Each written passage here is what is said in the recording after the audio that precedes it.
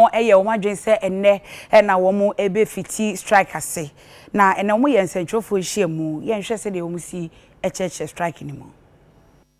Teachers and the Educational Workers Union, the Trinity friend say TEWU mpenifo chemu say omuntimi nsori enko adwuma abrabosome asono mosumi akatua na enko hwe na mo any fair wages for atena aka asem no aneso nkonkosi aga mpenifo po abuomasomu nua kese omutimi ba no motena se no mo conditional service ni timi ka ho asem nenso fair wages for empeson be saade no na twa no pa no no anese mache no ntomu atie tua na aban ehwe ade a wepene ho sei ene mpenifo ekasai. We can no longer continue to work under the old conditions of service.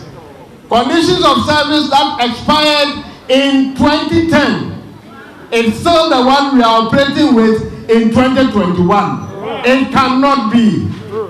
And therefore we say that until government sits with us to review the conditions of service in total, and to also attend to our needs that we have put across as far as the non-basic allowance is concerned, we are going to lay down our tools.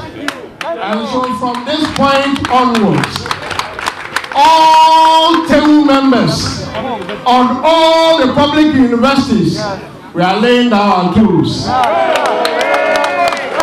said we are laying down our tools. And for the last time, we are laying down our tools.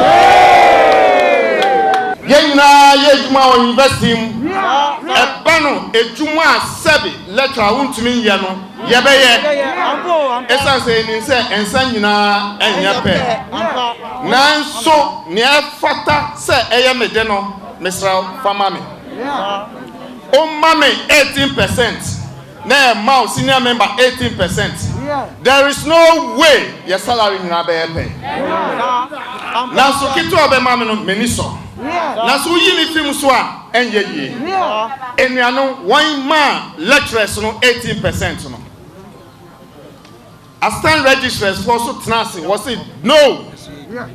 Yenso ye boa e wo university entitianum a yetete omanfo. And one is work away.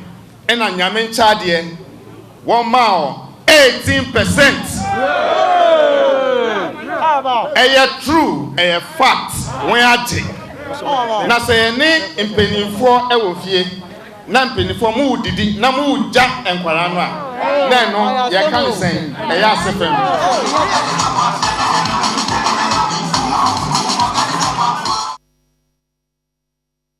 Yato akasia bono eso nalag eso so dia